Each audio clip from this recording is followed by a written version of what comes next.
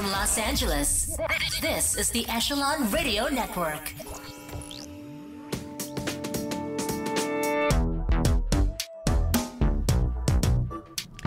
This is Jerry Hemsworth, and this is the Echelon Radio Podcast. I am absolutely thrilled today because Terry Sternberg is sitting across the way from me. You have a low threshold. Yeah. but go ahead. And not only is he one of my dear friends and colleagues, I've learned a lot from Terry, but he humors me on a regular basis, and I think I might humor him, but I'm not quite sure. You do. You sure? Well, I checked with myself, and the answer was still yes. Okay. But Terence, your formal name, what do you do? I'm a lawyer because California is so bereft of lawyers. I thought it needed one more. It did need one more. But what type of lawyer are you? Litigation, specifically real estate disputes and disputes arising out of trusts. Trusts and estates and all that good stuff? Those things, yeah. Have you always been a litigator? Yes. Since you got out of law school and Yes, I thought that's what I wanted to be. I grew up watching things like E.G. Marshall and the Defenders on television, and it seemed like you were fighting the good fight against evil. Mm-hmm. And so, that's what I always wanted to do. Did you have to have did you like arguing or proving points, or was that just something you naturally knew how to do, or you had to really train to do that? A, B, and C. Do it more effectively. Were you an argumentative kid? I never thought of it as argumentative, and I think that's kind of a slanderous characterization. I like to think of it as debating. Debatable. Okay. All right. You like to debate. Yes. I bet your parents loved that. Well, given that I was raised in a conservative Jewish household, the notion that I would be a lawyer was a pretty good one for them. Right. Well, where are you? You have brothers. Yes. How many brothers were you? 3 raised? I grew up with. One has passed. Yes. One is in Tokyo and is in marketing. Mm-hmm. And one is retired to, ready for this, Walla Walla, Washington. Oh, interesting. I know that's the interesting one. Interesting stories. Interesting is one way to describe them. Yes. Well, where are you in the pecking order? Where are you in the birth order of the Sternbergs? That requires some explanation. I'll try to make it quick. I was number 3, but number 4 didn't show up until I was 9, so I really got raised as the baby of the family. Oh, really? Yeah. I didn't realize that. Yeah. And then he came along, and his 3 older brothers were out of the house. Uh-huh. So he was raised kind of like a first and only child. Right. Did you always want to be a lawyer? Boy, I don't remember wanting to be anything else any sooner than that. So I guess I have to say yes. What did you do when you were in, well, let me back up a sec. Where'd you go to college? This is great. This is, listener, this is really good. Now that you've teed that cream puff up. Yes. I didn't. Funny you should ask. I didn't. I had an adventurous late teen life. I was married and had a child 2 weeks after I turned 19 and a second child about a month after I turned 20. And getting a job was more important to getting an education in college. So I dropped out before completing my first semester. Shall I go on? Yes. Okay. Yes. So I thought, well, this is okay. I can do a 9 to 5 and have my kids, and I'll be okay. And then I started to lose my mind. Where were you working? I'm not making this up. I sold photocopy supplies. I sold insurance. I got licensed by MetLife at 18. Wow. I worked as a file clerk at Arthur Andersen. Yeah, sure. I worked in an electrical parts warehouse. And my last job before heading off to law school was a manager trainee at Thrifty's. Whoa. Pretty good stuff if you want a legal career. Right. Yeah, that teed you up really nicely for law school. What made you go to law school?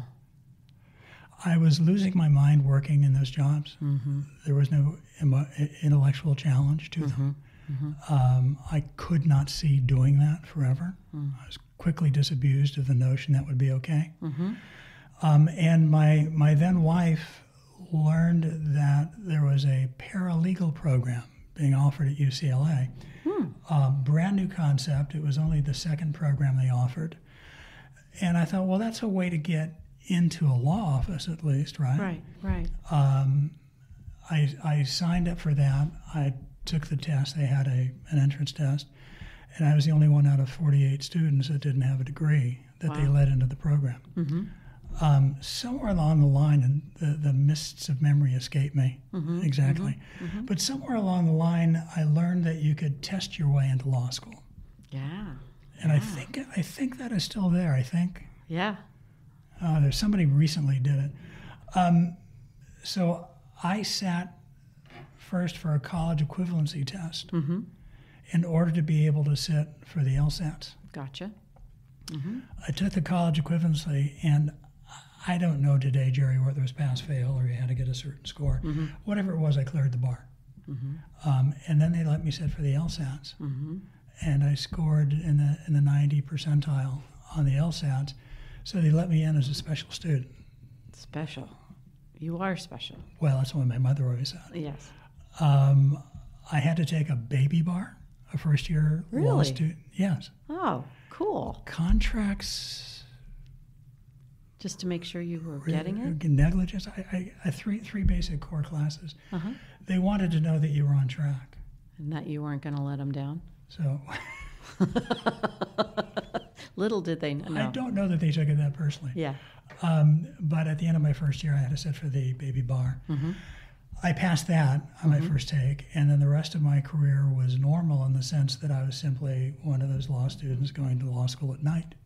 Yeah.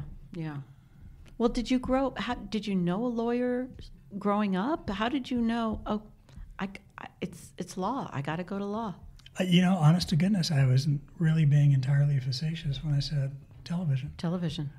Or maybe I saw some movies about lawyers, Well, I knew I wanted advertising because of Bewitched, and her husband, Darren Stevens, was in advertising. Seriously. So funny. So we have a little something in common there, because of what we saw on TV. That's really But that's fascinating. So where did you finish law school? You've got a young family. What firm or what type of law did you get into right away? Litigation. Just straight up.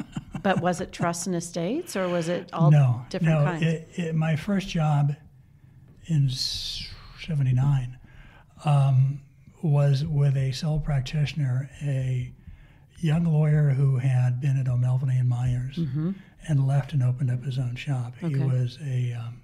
He was from Hong Kong. And if you may remember, in the late 70s through the early 80s, a lot of wealthy, well-educated Hong Kong residents were fleeing in anticipation of the Chinese takeover. Got it. When the British protectorate, I think it was going to expire. So John was a very bright guy, John Chang, and he brought me on board as a litigator. And then, I'm trying to remember why I left John's firm. I don't remember, but I went to another firm where I litigated. And there I had some conflict with one of the partners. And thought, what the hell, I'm going to go out on my own. I can do this. And hence, law offices of Terence M. Sternberg. The good thing about that is that nobody else has that name. No, and only with one R in Terence. True. That is very good. So that was the rocky road at the start. So you're on your own and you're litigating. It's very interesting because when I think of a litigator in my own non-legal brain, I think of somebody who likes to argue, debate, but at a loud tone. And that is the last thing you have, is a loud tone. Would you agree? Are we talking about throughout the 43 years or at some point? At some point. Did you have a loud voice? Did you get loud in the courtroom at all? Oh, I didn't get loud in the courtroom. No, I didn't think that was a winning style for the most part. But if you wanted to go mano a mano over some sort of dispute, I was more than willing to meet you. You could turn the decibel up. Yep. But then at some point, if you're maturing a little bit at least, you come to, at least for me, honestly, I came to realize that among lawyers, and I don't think it's limited to this town, I suspect it's universal, we're testosterone-driven people. And if you want to start raising the temperature, most people will go up with you as far as you want to go. That's a lot of energy. That's a lot of wasted time. That's not very constructive. So I began to practice staying on even keel. It isn't to say that people haven't been able to get me going at all, but I dialed it back. And what I found is that if you're staying with the issue and not getting personal and staying calm, you might get somewhere. And you're really doing the client's business. Otherwise, you're just stroking yourself. Pardon my euphemism there. Yes. And what happens is if you stay at even keel and the other attorney continues to yell, eventually they seem like they're out on a branch by themselves and looking pretty silly. Yeah. So that's my objective. That's my goal these days and has been for a long time. Was that a technique that you learned or you just intuitively had that? Kind of put things together, I guess. Yeah. Because that's, I thank God, have never been in the courtroom facing you and my vision of you is you win with words. You win because you have an absolute love of the English language. Thank you. I think that's a thank you. I think that's, yeah. You amaze me. You are the one person that makes me want to be better with my language. And using it properly. Thank you. And in the right way. Where did that come from for you? From the moment I learned how to read, I was a voracious reader, and I still am. Even as a little kid? Even as a little kid. Really? Were you one of those kids mom had to say, Terry, go outside and play, put the book down? No, I didn't get that extreme. I had my share of going outside and playing with the kids on the block. But I loved to read, always. And was it everything as a kid, or what were your favorite topics as a kid? Because I know what they are now. That's funny. I was a member of the Random House Book of the Month Club. Yes, and there was Doubleday. I think that was mostly nonfiction, though I'm not certain of that. But certainly as I've grown older, almost everything I read, with very few exceptions, is nonfiction. Yeah. And your favorite type of nonfiction right now, what would you classify it as? History. History. Yeah. I mean, right now I'm reading The Rise and Fall of the Third Reich,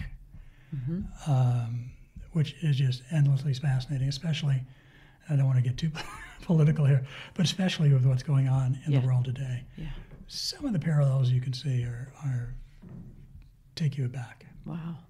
So. And how many books do you read a week, a month? Where are you at? Probably a half a dozen a year. Half a dozen a year? Yeah. Oh, wow. But these are thick books, man. The current book's 1,100 pages. And here's the problem with a book. Why in the hell they didn't break that into 2 volumes, I don't know. But even though I go to the gym regularly, it's really hard to hold. Yeah, I was going to say. An 1,100-page book laying in bed. It's just freaking hard. Is it paperback or hardbound? Hardbound. Okay. Do you even entertain paperback books? No. Don't ask me why. Don't insult me. Very odd story. I remember reading as a kid a Jefferson biography, and I remember it recounted how devastated he was when there was a fire at Monticello and his library burned down. And somehow that always struck me. So no, I kind of love being surrounded by my hardbacks. But on the other hand, books should be read. And after I read them and they're sitting on the chair on the shelf, they're not likely to get read again. Well, that was what I was going to ask you. Do you give donate? books away. Yeah, or do you have a very nice collection that just keeps building? I haven't been so focused on collecting. With friends who have particular interest, I give them a book. Mm-hmm. And with books that don't fit that category, in order to clear more shelf space, I donate. How do you feel about first editions? That's not a big thing to me. I don't No? know why I have that hang up, that hardcover perversion. I don't know where it comes from or why I have it, but it's there and I deal with it. Yeah, but first editions, you're not a collector. No, but I do have, I think it's called Blind Ambition. It was a book written by John Dean, the White House lawyer for Nixon, Sure. and it's autographed. Oh, So there. so that you're not giving away. No, I'm not sure who I'm giving it to when I'm gone, but I'm not giving it away now. That's a good one. I like that. You have grandchildren All over the place. all over No. the place. And some you don't even know about. No. That's why I'm not doing one of them damn tests. Thank you. No. Yeah, no DNA tests here. Thank you. I don't need any No need. any popping up. Gosh, when we're offline, I have to tell you a story about somebody who called me for legal advice just the other day. Excellent. Not for podcast. Not for podcasts. But if you know Jerry, you can ask her later, and she'll probably tell you. There you go. And God knows I will tell you. How do you get your clients these days? Where do you get referred by other attorneys? Yes. I mean, they don't normally just call you up and say, "Oh God, I got to go to court. Help me." No, I got somewhere in the last several weeks. I got a call from somebody who was scheduled for trial on something like November 9th. I'm not up to that kind of undertaking at the moment, so I sent them elsewhere. Yeah. But yeah, no, it's still referrals after all these years. And can you tell us one of the most bizarre clients or cases that you litigated? Well, one of the ones that I'm working on presently is odd as hell. The decedent squirreled away money at epic proportions. Epic. Well, let me tell you, and then you tell me if you think it's Okay. epic. Okay. There are 3 safe deposit boxes, each of which have $250,000 in cash. In cash?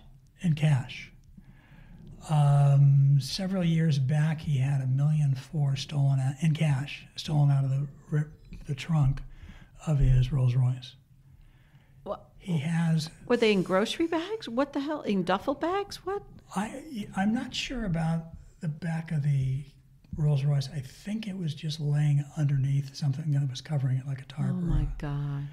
And then there was reputed to be $7 million in cash in another safe deposit box. We got into that one, got it opened, and it only had $3.5 million. Oh, so it was half of what was reported. But still, that's 3.5 plus 750 plus the $1.4 million. Were these in $100 bills? Yes. That's a lot of paper. Almost entirely. There might have been some 50s. That's a shite-load of paper. I mean, how big are these safe deposit boxes? Well, the $250,000 boxes are the standard size. Uh-huh. The audience can't see, but like 3 inches tall, 10 inches wide. Yeah. However deep they are in the safe. Sure. 3 of them are that big. The mothership is in a safe deposit box that's something like 15 inches wide and 42 tall. Jesus. I think there's only one of them in the bank, and I'm not sure how many other banks even have them. Was there any discussion as to why he was squirreling so much away in just different places? He was a very odd duck in several ways. My understanding is he grew up at poverty's door and was always afraid of being without. Got your hands on your cash, you're okay, at least that far. Any house can burn down and car can crash and whatever, but the cash is there. My God. But then did he change his ways after the cash was stolen out of the Rolls Royce? Why would he do that? Exactly. I don't know that so far as I'm aware, he didn't thereafter store money in the trunk of his car. Oh, and I left out, there was a safe at his office that not too long before he died was reputed to have $350,000 in it. Jeez. Wow. So That's a very odd one. Yeah. And to try and dig into the mentality and the thought process of somebody like that must be fascinating. And that's actually what I like most about the law, is figuring out the missing piece of the puzzle, or going through thousands of pages and finding the aha page. Mm-hmm. So. How long does it take on average? A case comes to you, you've got research to do.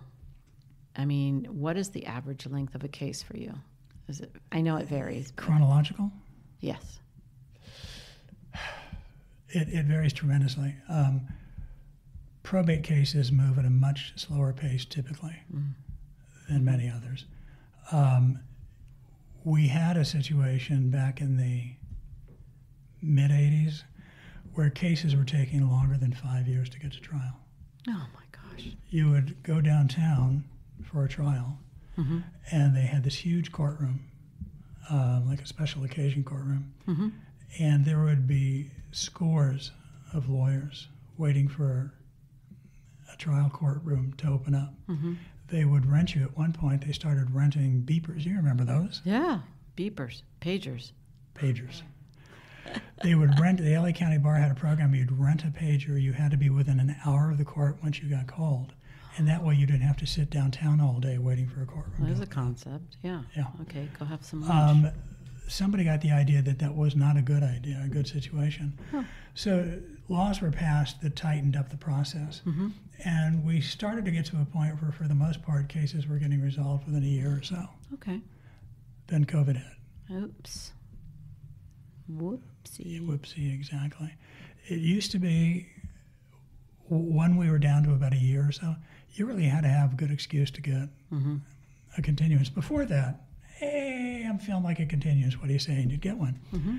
Continuances are generally much easier to get these days. Wow.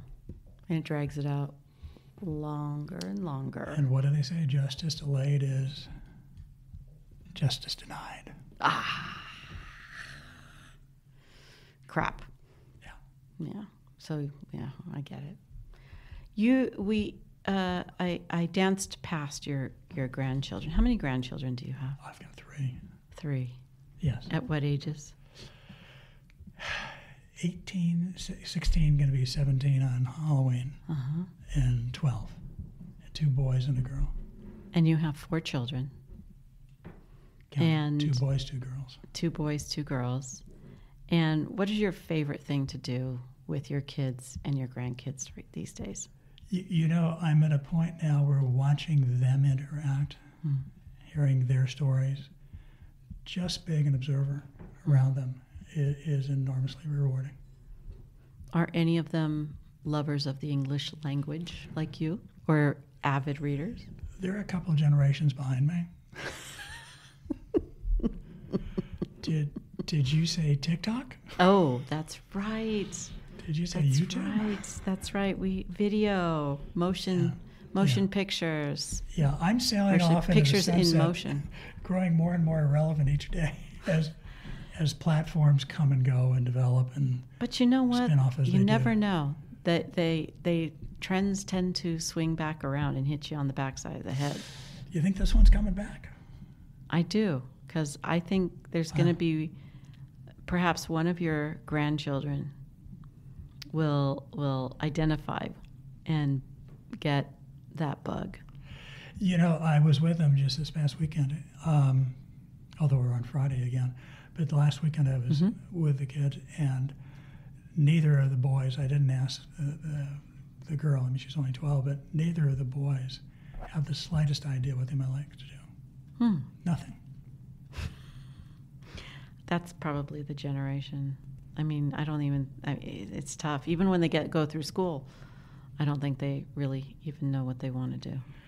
Well, it seems to me, look, there's always been technological development.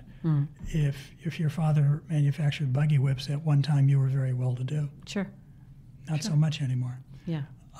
But it seems as though careers come and go and change at a faster clip today than they did. Definitely. And I don't know if that's part of the problem or not. And the definition of jobs and the definition of working at your job or the parameters seem to be moving pretty quickly. So it seems to me that as I grew up, you were, an Indian chief of railroadmen or a sheriff or something like that. There was this like Firefighter kind of world into which you might want to go. And professionally, CPA, lawyer, doctor. You've got many more kinds of PhDs out there and many more kinds of industries. And I suppose I could see that it would make it more difficult to know what you want to do. Yeah. Their dad markets wellness programs to employers and does quite well with that. Your grandkid's dad, yeah? Yes. I'm sorry. Thank you. And he also has holistic clinics that he markets. I haven't heard either of the kids or any suggestion that they might want to go into that, as you might think they might want to. Their mother is also a lawyer, so there are two lawyers hanging around. But whether they look at us and want to emulate us, I'm not quite sure. Well, I wonder how often the kids these days actually get taken to work on a regular basis with one or both of their parents to experience what their parents do and to determine whether they like it or not. I don't know. I don't think that much happens in the legal profession. Right. Whereas when we were kids, I'm sure when you were, a kid, you worked, you helped your dad, you helped your parents with whatever they did.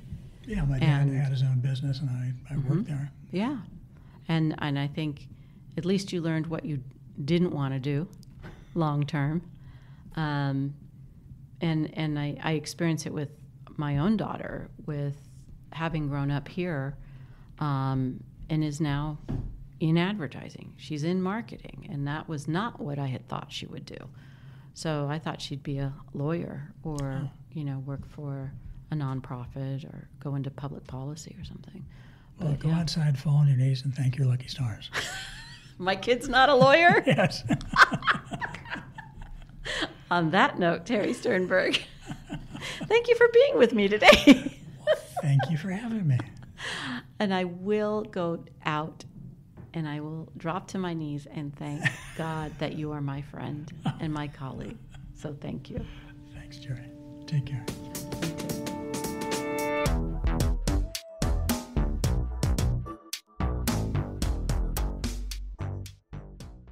Presented by Echelon Business Development. More than just networking. Way more.